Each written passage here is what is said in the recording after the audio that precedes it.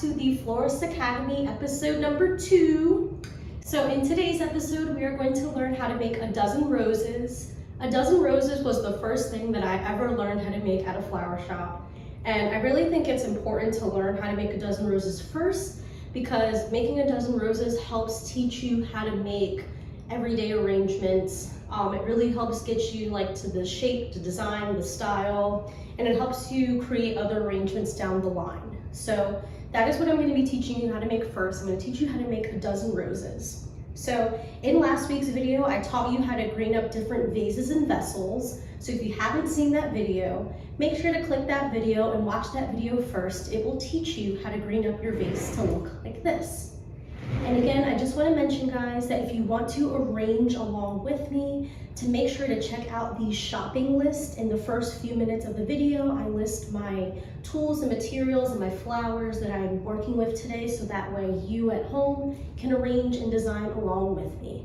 So today I'm going to show you how to make a dozen roses. In my last video, we already greened up the vase, so I'm not going to show you how to do that again. But if you want a refresher, make sure to watch that video over again, and I leave the timestamp so that way you can figure out how to green up each vase at different points, because I know that was a long video. So yes, so that is there. But yeah, so without further ado, I'm going to show you how to make a dozen roses in a vase. So what I love to start out doing first is I just kind of like to take my roses, and I like to separate the taller roses from the shorter roses. So when I'm making my dozen rose vases, I like to work in layers, and I always like to use my shorter roses for my shorter layers, my taller roses for my taller layers. I'm working with 60 centimeter stem roses, guys. So these roses come in 40 centimeters, 50 centimeters, all the way up to 100 centimeters. So that means that this stem is super tall. I find that 60 centimeters tends to be the sweet spot for a dozen roses. So 60 centimeter roses are the roses that I like to order when it comes time to making my dozens. So what I'm doing here is I'm just separating my tall roses from my short roses. So these are all my short roses, and these are my taller roses. So I'm going to just set aside my taller roses in one pile, short roses in another. And what I'm going to do next is I'm just going to clean up all of my roses. So I'm going to remove all of the gross petals here. And one thing that I really want to point out is that you really want to pull from the bottom. You don't want to just pull from the top, because now you have this broken rose petal, and that doesn't look good. So you really want to make sure you are pulling and cleaning up from the bottom. So make sure you go through all of your roses and just clean up the rose heads to make your arrangement look best at the end. So we have our greened up vase here, right? So what you're going to do first is you're going to take 7 roses for the first layer.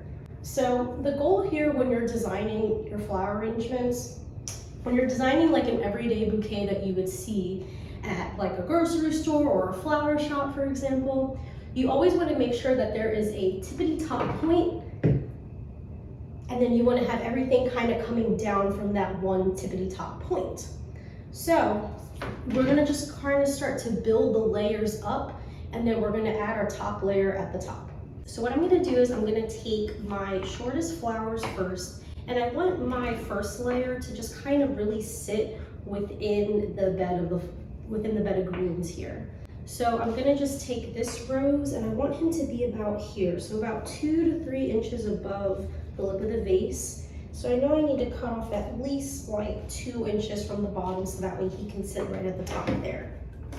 And then as I insert, you really just want to make sure you're inserting everything on an angle, guys, and right at the lip of the vase for that first layer. So at the lip of the vase, inserting on an angle, that's my first rose.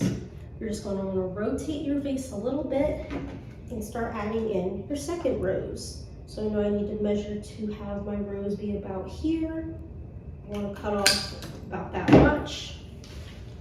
Inserting at the lip of the vase on an angle. And rotate him again. And you just want to evenly place your roses all the way around the vase, so that way you have nice even plane of flowers here. So I'm gonna rotate again. I'm gonna measure, snip. Now I'm gonna start adding in more roses. So I have 3 more that I'm gonna just be placing on this side here. So I'm gonna measure, cut, insert on an angle. Really gonna insert closer to the lip of the vase, guys. That's really gonna help all of your flowers like come out more this way rather than stick straight up. So the more of an angle you do it, the more it will be able to poke out rather than stick straight up and down there. All right, got 2 more roses for my first layer here. So we've got 1, 2, 3, 4, 5. 5, yeah.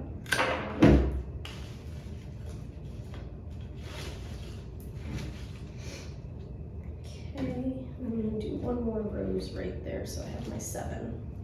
All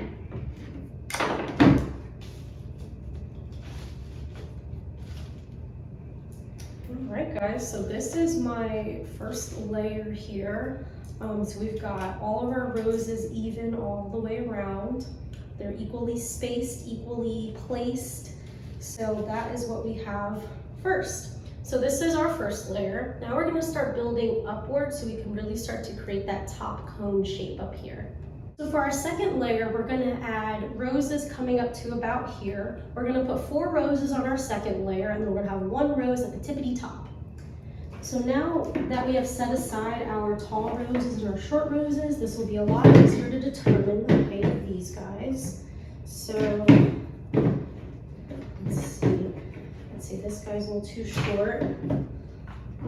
So what I like to do is I like to determine what I want my top rose to be. Your top rose should be the nicest rose that you have. So how I like to determine my top rose, I always like to find a rose that sticks straight up and down, that's hardy, that's beautiful. So any straight up and down rose that's hardy, beautiful, he's gonna be my top rose. So I think I like him the most, so he's gonna be the tippity top point. So I'm gonna set aside my tippity top rose over here, and then these are gonna be the roses that I put on my second layer. So I want these roses to come up just about another 2 inches from my first layer and just a little bit higher than my greens, guys. So now I'm gonna start building this guy up a little bit. So I'm gonna cut off just a little bit here. You really don't wanna cut off too much. And I'm gonna start inserting my stems closer towards the center of the vase. So rather than inserting closer towards the lip, we're gonna start placing things in the center. So now I'm gonna equally space this stem.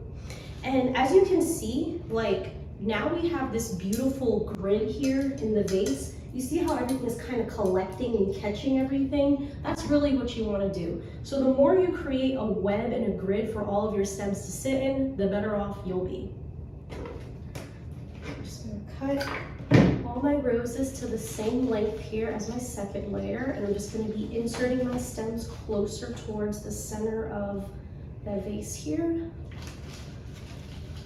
You really just want to make sure the stems are catching into that web there, so that way your stems aren't flopping around. Everything gets a fresh chop as we insert it into the water.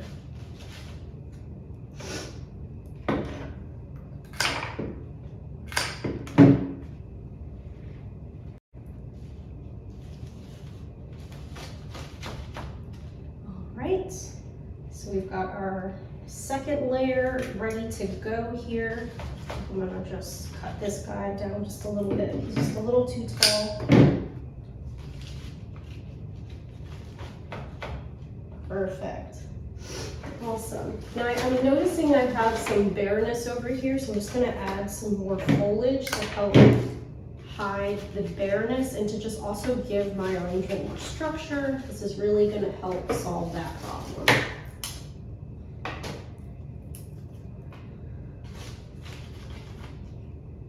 Okay, so we are almost done making our dozen roses here, guys. So now we just have the tippity top point of our arrangement to make. So we're just gonna add that final rose right in the center there. So that beautiful rose that we set aside, we're just gonna cut ever so slightly And we're just gonna insert him straight in the center there. Boom. And that is how you make a dozen roses. Now, I personally don't like adding in any type of baby's breath. I think baby's breath smells really bad.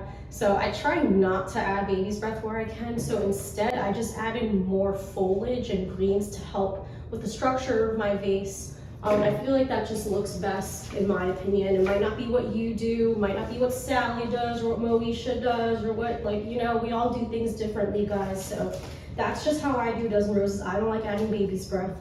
But what I am gonna do is add just a little bit more greens in the center here just to help give it more structure.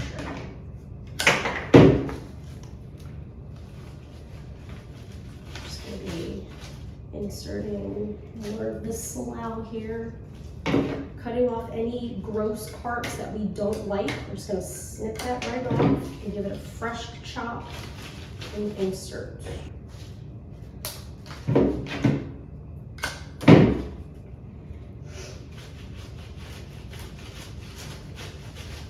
You really do need a lot of greens when you make a dozen roses to really make sure you have that structure down.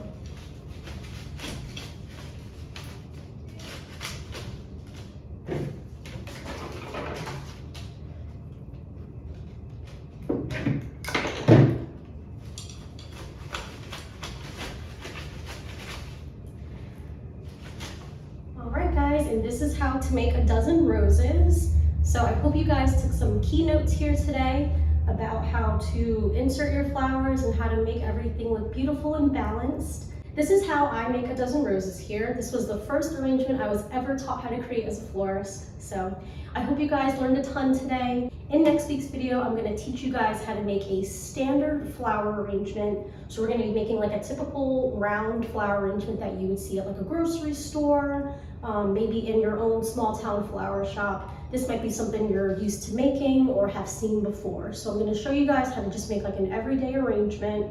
We're gonna be taking the same techniques that we learned today, making a dozen roses. We're gonna apply that to our next arrangement. So I hope to see you guys in my next Florist Academy video here for week 3. Don't forget to like this video, tell me what you loved about it in the comments, and I will see you all in next week's video. Bye.